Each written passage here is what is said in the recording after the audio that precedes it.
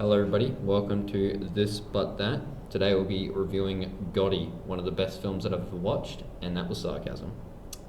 This film stars John Travolta as John Gotti, a mobster who rises through the ranks of the Gambino crime family in the 1970s, 80s, and 90s, and it's one of the worst films that I have ever seen, and I have seen thousands of films. So this really rivals the list of worst films I've ever seen. The problem with this movie, because we won't go into spoilers automatically, we need to talk about the main issue with this film. The acting is dreadful. The Italian accents are so bad. They're comedic. They're that bad. Yeah, they're like Tommy Wiseau's accent in The Room. Like, you can't watch this film and take these characters seriously because the accent they're putting on feels so fake that it takes you completely out of the story. You never really feel like you're watching a film about John Gotti. You feel like you're watching a bad movie with John Travolta playing a mobster. Don't watch this movie. Very bad. It's terrible. I give it a 1. Yeah, one's pretty good. Very generous 1. Yeah. And the only reason why we've started this by saying that is that we're going to get into spoilers very quickly, because the film is very difficult to discuss without talking about what is wrong with it, and what is wrong with it is all in the spoiler section of this review. So let's just go over to spoilers. So, the first scene of the movie has John Travolta walking next to a city skyline. New York is the greatest fucking city in the world. My city. What's wrong here? What's wrong with this picture? There are a lot of things going on in this picture, a lot of moving parts, you might say. Number one, it starts with the fact that you're just looking at John Gotti against the city skyline, which, it's not that bad. I mean, it doesn't look for a first bad, shot. I guess. But the fact that he starts off with, dropping an F-bomb probably doesn't exactly give you high hopes of the movie straight away. I mean, to be fair, I'm just guessing here. We don't know that much about John Gotti in real life. I mean, he sounds like the kind of dude who would swear. Yeah, he does. So, but I feel like it's a bit harsh sticking it just straight at the start of the movie. I guess there's a lot of F-bombs as this movie progresses. Probably more than most films that I've ever seen. Yeah. Wolf of Wall Street has more than this, I reckon. But this has a lot of swearing in it. And if that turns you off for some reason, you're not going to like this movie automatically just on the dialogue. I think one of the big things too is that at the start of the film, his back is towards the camera, and then he spins around to face the camera. It's like a Beyblade. Yeah, it's like it's such like a classic trope, and it just does a good job of highlighting what the film's trying to be. It's trying to be a professional film, but it stuffs itself with cliches. It's a $10 million budget, and that's just one of the first. Yeah. From that scene, as you know, since you've seen the film, if you're listening to this part, or if you haven't, we're just describing the train wreck as we go. You can't look away, or in this case, you can't not listen to the train wreck occur. So from that scene, we sort of get a little flash forward to, well, I guess in this case, flashback to John Gotti in prison. Yeah. And this is the 1990s, and he's talking to his son, who's considering a plea bargain, because his son has been caught for some crimes. I think it's like 1998 or something. Yeah.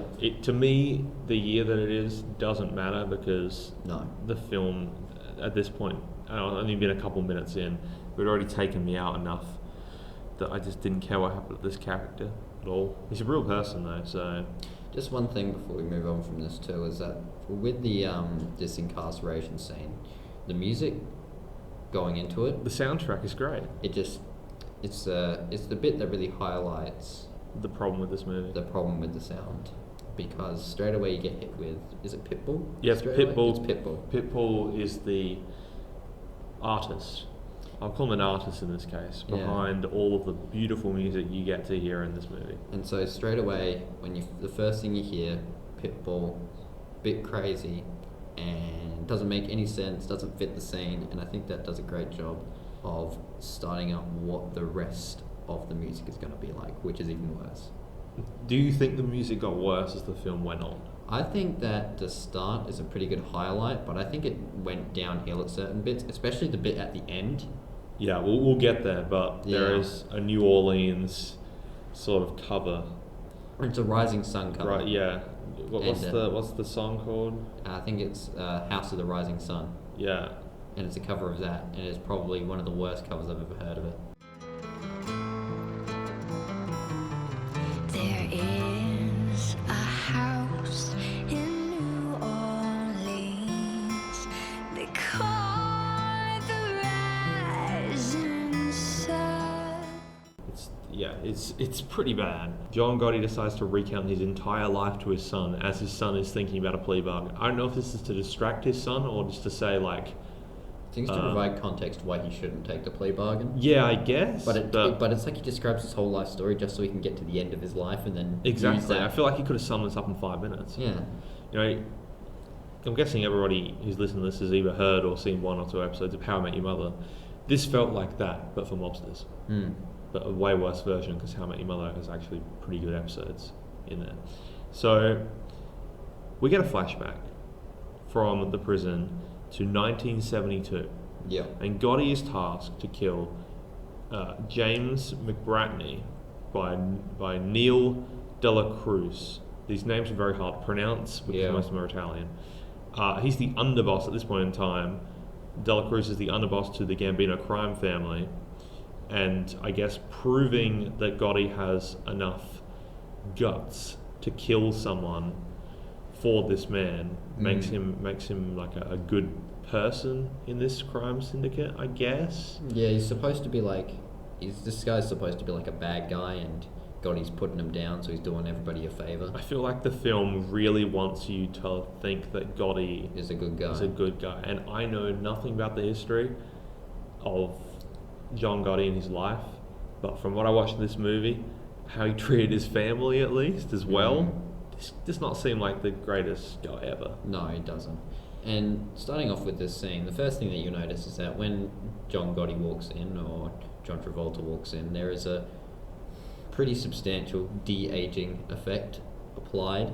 When he's in the bar. Yeah, when he's in the bar in this scene. Yeah. And it looks pretty bad. Yeah, it's bad. So there's something about this. There's something about this that looks so fake, and it's probably the $10 million budget. I feel like a substantial amount of that money might have actually gone to this because this is big visual effects. It's used in every frame for the first couple minutes of the film, and I feel like one of the core problems visually is that he ages so fast, like. Like in a span of 3 years, he goes from like looking so like he's 50 older. to looking like he's 80. Yeah, he looks so much older between 1972 to when he's in prison in 1974, when he's going on his like medical furloughs. As we said, he gets 4 years for killing that guy, which doesn't 4 years. I'm pretty sure that's true in real life. It's because it got put down to a manslaughter bargain. Yeah. Due to an excellent lawyer or something like that. Yeah, damn, 4 years is pretty good. Yeah, it is. Considering. And considering he's working out of the prison the whole time. Yeah. But moving on from that. We'll get to the second kill of the movie, which is John Gotti going on his medical furloughs, doing some more business. Yeah. And he kills, I can't remember who he kills, but he kills someone in a shower. Yeah, he just walks into a shower and just guns somebody down. It's the most anticlimactic and hilarious scene. It's very funny. Yeah. At the end of this review, we'll show you, I guess, our reactions to all the kills in this movie. Because I've got a super cut of all our reactions. Probably the funniest thing with that scene. That is the funniest scene. Is the way he runs up the stairs. Yeah. He's supposed to be like 20 or like 30 in this. And he runs up the stairs like he's 60. It's because, he is John 60. Travolta in real life. He is quite old at this point. What is he now? He's like 60, 70, isn't he? Yeah, somewhere around there. But like when he was shooting this was shot, I don't know how long ago, because this film I heard was in development hell. So this was getting constant reshoots, re-edits, went through 44 different film producers, 3 different titles. This film felt like a mistake from the start, and I feel like this movie halfway through they could have gone, there's no way we can do justice to this story. We need to scrap this project. Yeah. Because releasing it into the world means that it's a product and it's a real film. Yeah. And not just a mistake that you can delete off of a computer. And this film made $6 million in the box office off of a $10 million budget. That is a substantial loss for the company. and I feel like they wouldn't have made more money, but if they sold the rights to a streaming service, maybe Netflix would have bought it or something. Do you reckon? I feel like I they don't could have know. made a bit of more money if they sold the streaming rights exclusively to someone else. Because John Travolta, He's a big name. he's a big name. Like, people know who he is. You know, you've got his great other films like The Fanatic. Yeah, of It's a course. fantastic. His best Saturday Night performance. Fever. Yeah. Staying Alive, was he in that? Was that? No, that was Yeah. someone else. Was that No, that's Staying Alive, I think. his worst performance, Pulp Fiction, obviously. Yeah, obviously. His best performance is this. His best performance is in Gotti. Mm. And we move on from all these medical furloughs and crap to him getting paroled from Lewisburg in 1974 after serving 2 years. I think he gets out on good behaviour or something. I can't quite remember well. Good behaviour as you get around shooting people. Yeah, which is funny to think about. If they knew that, how long would they allow him to be in there? He goes with his wife Victoria and their children at their new home in Howard Beach. The film meanders a lot for some reason. When he gets out, he sort of like talks. It just stops. Yeah, Because the previous, like we were talking about before, it goes through his 4 years in prison real quick. very quickly. It's like a span of 5 minutes, but He for doesn't get 4 years in prison. He leaves after 2, doesn't he? Yeah, something Yeah. like that. But still, in like not even 5 minutes, like Yeah. a couple minutes. And then it spends like 10 minutes. He's like talking to people on the street. Yeah. He's like, he's asking people. I guess he's getting updated They're information. trying to do like character development for Yeah. somebody who already exists and trying to make him relatable and a good person. And it just it's a good attempt. Yeah. But I don't think It's a good attempt. I mean, it's a good attempt for what they were given Yeah. because it does try really hard to make you like him. There is a part coming up that made me feel bad for him. Yeah. On a human level. The death of his son, of course, is Yeah. probably the worst that you'll feel for him in this. But the thing is, you've got films and television where the main character isn't a good person, and it still holds an audience. Breaking Bad held an audience for 5 years, and Walter White is a fundamentally bad human being.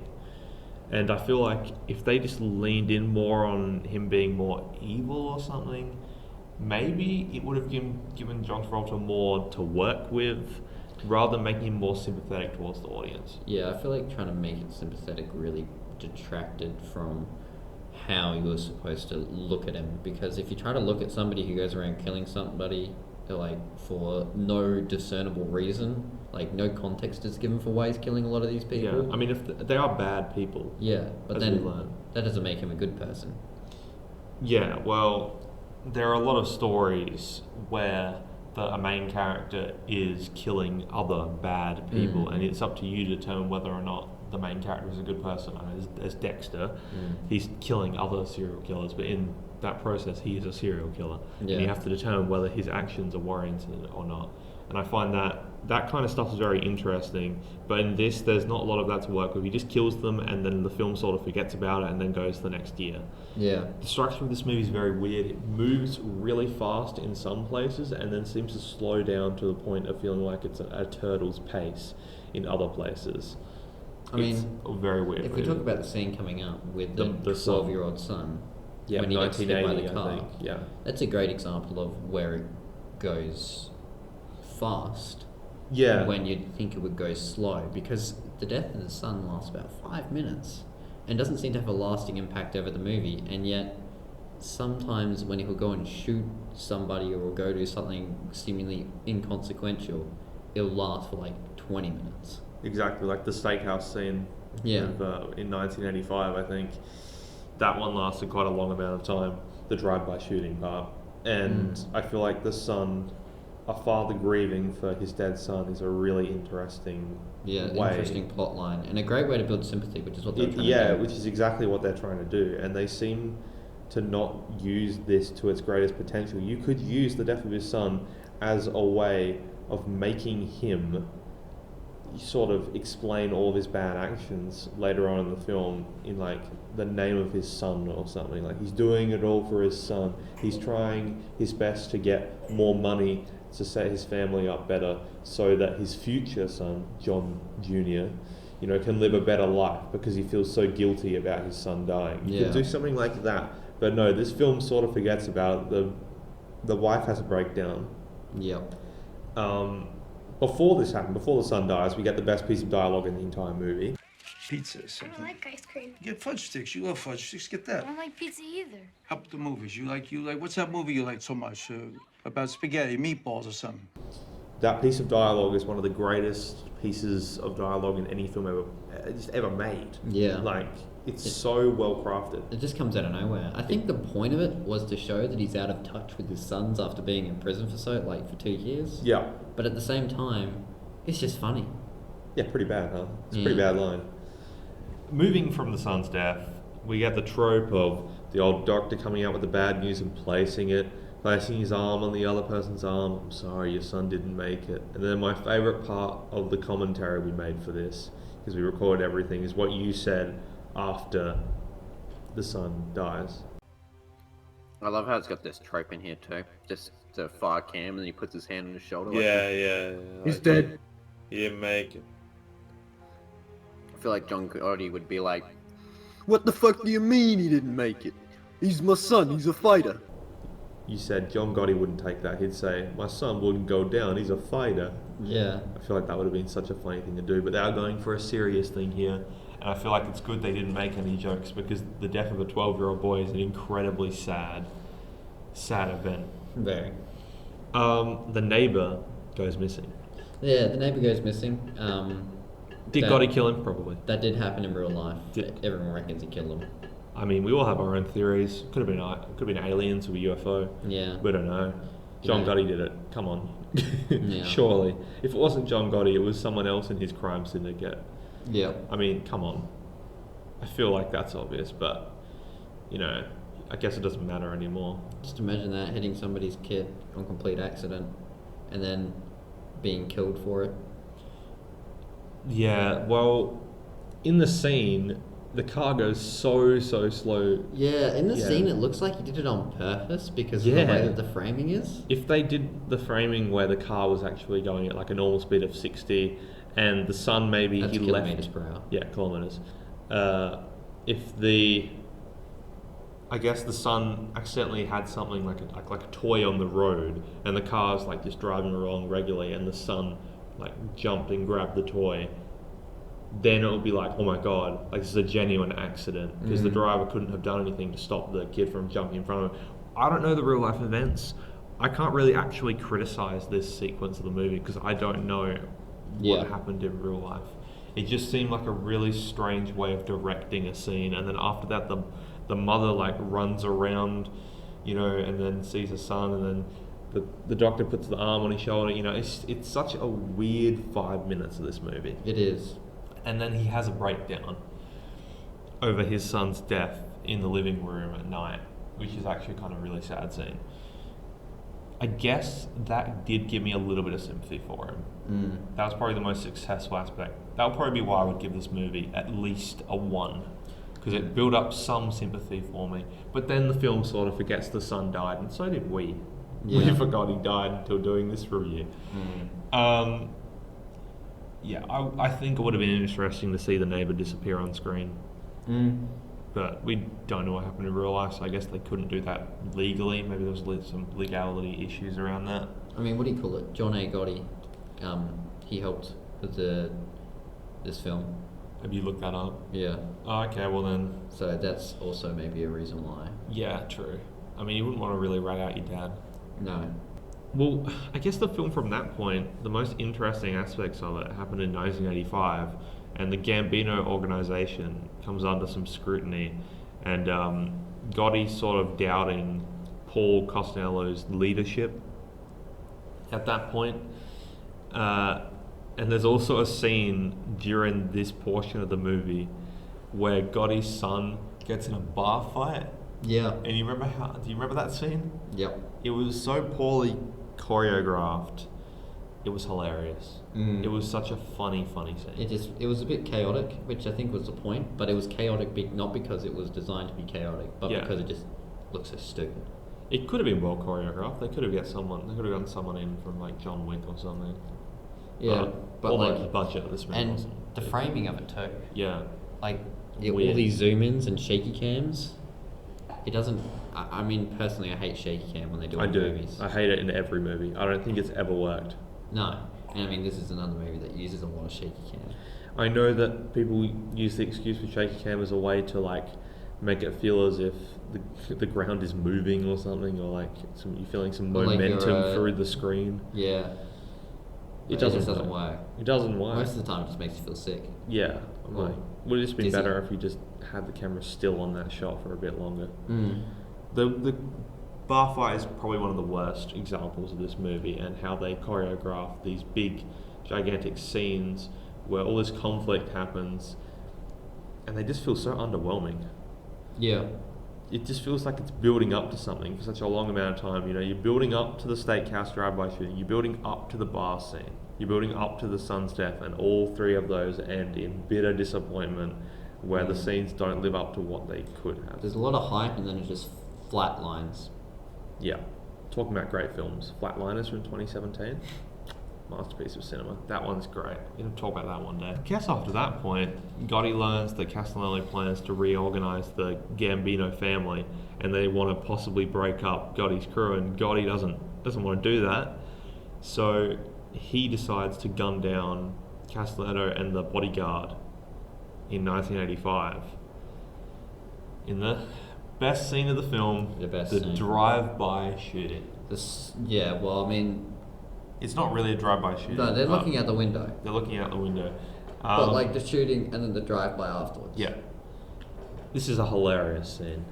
It is pretty funny. It could have been emotional, I guess. Like not a big really. moment for Gotti. Yeah, it could have been like, you know, I own this city now. This is my city.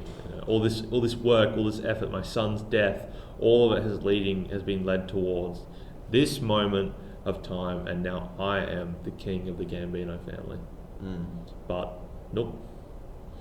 And then after the drive-by shooting, they oddly decide to just make Gotti the king of the Gambino crime family like that. It's so easy. Yeah. It doesn't feel earned. Yeah, it doesn't. And I mean, the thing that really also detracts from it is just the face. I mean, you know how Donald Trump does that face where he just sort of sticks his mouth out? Yeah. Yeah, that's the pose that Gotti was doing in the slow motion. It's very funny, drive-by. though. It's very and it's funny. hilarious, but it also robs the scene of any like Actual seriousness or Yeah, significance true. because he's just too busy laughing. And then the worst piece of music in the movie plays when the press, there's all these scenes of the press going, and then the real life Godfather, John Gotti, and there's all these this is awful, I think, is it Pitbull song? It's like, I don't know, it's some sort of weird amalgamation of Pitbull and something else. Back then, there's a new box in town. The ring, motherfucker, it's my turn now. John Gotti. John Gotti. John Gotti. John Gotti has been the most noteworthy figure in the last 50 years. There's a new boss in town. The ring, motherfucker, The head of the Gambino crime family, a real-life godfather. Shots fired here at Spark Steakhouse. But yeah, that song that plays in that sequence is one of the worst songs, if not the worst song I've ever heard in a film, ever. It is so bad. Anything would have been better. Yeah, I think anything would be better. Baby Shark would have hit more emotionally than that song. Yeah. At this point, At least Baby come Shark on. would make you laugh too. Yeah. It's coming out of nowhere. I mean, we did laugh at it because well, of how bad it was, but yeah. we also, I guess we were just really annoyed because of how bad the song was. So from that point, we get Vincent Gigante, I think his name is. Gigante, yeah. And he plots with Casso to eliminate Gotti. But Vincent is killed in the car bomb. No, that isn't Vincent, that's a different guy. Oh, what? Sorry, guys. The problem is this film The is Chico just is so killed. boring. Well, there are so many characters, it's so hard to keep track. I know, it's so hard to keep track of what's going on. They don't want to kill Gotti, they wanted to kill DeChico because they knew that he set up the hit. Yeah. And so they wanted to get rid of him because he's too much of a loose cannon in their eyes. Yeah, I guess. And then Ruggiero, Yeah, gets cast out of the crew, doesn't he? yeah, he gets cast out because he goes and orders a hit on, what do you call it? What was his name again? Ruggiero? Gigante. Gigante. I think it's either or Casso. He orders a hit on either of those two. It's going to either. Let's be completely honest here. At this point in the movie, You don't did care. we care about what was going on? It was an hour and 10 minutes in. We were still watching, paying attention, because we knew we had to do a review of it. And this is actually our second take of doing a review, because the first one, we were very underwhelmed by the results. Yeah, a Because bit there's dodgy. nothing to talk about with this movie. No, there isn't. Most of it's. I feel like you can just sum it up by saying. I don't think we're going to talk about the rest of the stuff here because it's mostly just listing off the events at this point. I think Yeah. you can really just sit down and you can summarize the problems of this movie. And the problems of this movie are everything. Everything's a problem. There is no bit in this movie that stands out as particularly good, average, okay, sort of bad, or some redeeming feature. Everything is just under really, really bad. Yeah, I mean, the soundtrack's bad. I mean, I don't know what cast could work with this script, but I would say the cast is bad in this. The cinematography is awful. Yeah, I feel like especially with John Travolta, you just see John Travolta, you don't see Gotti. I mean, with us personally, we make a lot of jokes about John Travolta and like his films in The Fanatic and all his other performances, and I just can't see him seriously in this role. No. He does look the part though. Yeah, he does look Like, excellent, visually. but apart from the de-aging sequences. Yeah, the but like, de-agings are you know, later on in the film when it just shows him, I guess, normal. He does look good. So that's definitely a positive, I guess. Yeah. You know, Gotti escapes prosecution for a third time. He's named the Teflon Don.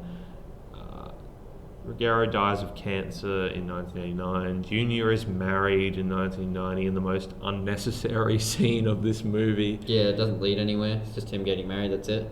I mean, we don't really need it. You could have just said he was married anyway. The and, person like, he was going yeah. out with when she was 16, he was like That 18 was such plus. a weird scene. Little weird, but We haven't even talked or touched on the fact that one of the most interesting aspects of this movie could have been the public reaction to Gotti's actions. And they do a bit of that with the archival footage. Yeah, and they do a bit of it also when he throws a firework party. And they all think that he's great. Yeah, and then the police come up and say, hey, stop. And then he's like, hey, I'm John Gotti, you can't stop me. Yeah. I just think it's really funny. I think more scenes like that would have actually done the movie some good, where it just shows him being unstoppable. Yeah, to show characters that aren't John Travolta or Gotti would have done this movie some good. Yeah. I think getting more of the public reactions, especially to stuff like the maybe the neighbor's kidnapping. Maybe we get someone with their own theories on what happened on the news or something. I don't know. There could have been many things they could have done with this film, and the stuff that resulted on the final product is a disappointment, and it really lets down what could have been a really good movie. I actually think this story had potential to make a really interesting film. I mean, they did another film before it. Yeah, in Gotti in 1996. That one's got like Guys, if this video hits 10 likes, we'll review Gotti from 1996. Yeah. That's what we'll do. We'll watch that one and see how it compares. It'll probably be much better than this. I think anything's better than this. Anything is better than this. In 1992, Gotti is on trial for the fourth time and he is charged with Castellano's murder. He testifies against him. Gotti is sentenced to a life in prison. Junior assumes control of the organisation and he's targeted by rivals and several members are killed. And then we get a really funny scene where Gotti's wife, Victoria, says, You swore to me in our own bed. You promised that you would not bring him into that world. What world? What world are you talking about? Tell me the world you're talking about. and then when Victoria leaves angrily, John Gotti misses the Putting place the phone to on put the the hook. phone back on the hook. It's Yeah. so funny. I don't know if that's purposely missed. to Intentional see- to show anger, or Yeah. if he legitimately missed it and they couldn't be stuffed reshooting. Either way, it's funny. Yeah, they didn't want to reshoot that scene ever again. Yeah. From that point, more stuff with John Gotti and his son, and then Gotti dies in 2002. Junior leaves the criminal world behind for the sake of his family, and after 5 trials, 37 months, he goes free, and the movie ends. Excellent film. But we're missing the best part. When John Gotti enters onto the city skyline for one final time to deliver you the message. Listen to me, and listen to me good. You're never gonna see another guy like me if you live to be 5,000. Yeah. And then the film ends, and I regain some of my lost sanity. Yeah, This movie sucked. it does. I hate this movie. The de-aging, the cinematography, the acting, the way the story is told out of order. For me, the biggest insult is the music. I feel Yeah. like with music you can't like. There are so many different songs that you could have used from that period that would have worked. I haven't got a list down right now, but I'm sure that if they just took more than half a second to use anything but Pitbull, yeah. the movie would be infinitely better I feel like the movie would rise from a 1 to a 3 if the soundtrack if was the somewhat soundtrack good. wasn't so bad. The Yeah. soundtrack is just that bad. Like every time there is music, there is pain. Can you think of another film with a soundtrack as bad as this? Desert Scene in Aquaman, where the Pitbull cover of Africa comes on. That comes pretty close. So another Pitbull song. Yeah, it's another Pitbull More song. Pitbull stuff. Yeah, it's So Pitbull. what we're saying as critics right now is don't let Pitbull anywhere near your film's soundtrack, Yeah, and it will be better. well, it's not Pitbull in its current state. Yeah, maybe old Pitbull. Maybe some old Pitbull would be Yeah, alright. time travel machine and get old Pitbull. Yeah, get old Pitbull in. Yeah. Well, I feel like we've discussed this film thoroughly enough. Yep. This film sucked. I'm giving it Does. a 1. Yeah, I a feel 1. like it doesn't even deserve an outro. But next week, well, we've already recorded it. But at this point, next week's video will be Hearts Beat Loud, a film we both actually really like. Yeah, it was pretty good. So you can look forward to that podcast of much more optimism, rather than this 30 minutes of just yelling Of about pain. how bad this film is. Mm. I've been Sam. I've been Nick. And you've been listening to This But That. Thank you for listening to another episode. We'll see you Well, next the first week. episode. Well, there are 2 more episodes on this with Harry, but they're sort of disconnected from this whole video series. Yeah, we'll the see first you one with us. in the next episode of the 0% podcast, where we will be reviewing One Missed Call. Right? One Missed Call. That's Yeah. it's a horror film, so you know it's good. Yeah. It's a 2008 horror film. Oh, it's not. It's not a post 2010 horror film. Yeah, It's gotten this yeah. bad of a review. That's shocking. It's that's shocking. It's not a Blumhouse production, is it? Thank you for listening. We'll see you next month for One Missed Call. Earlier in the podcast, I mentioned that I recorded all of our reactions to Gotti. So enjoy 1 minute of a supercut of every single kill that was memorable from the Gotti film and our reactions to every single one of them.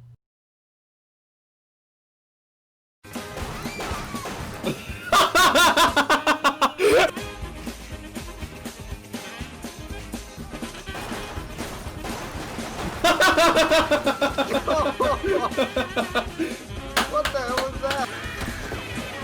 What the?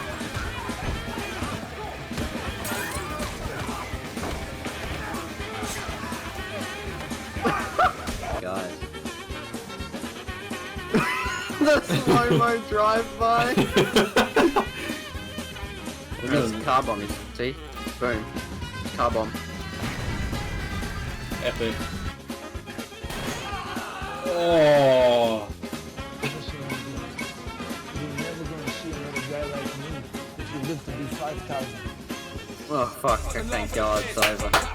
Jesus Christ, that was quite possibly the worst thing I've ever seen.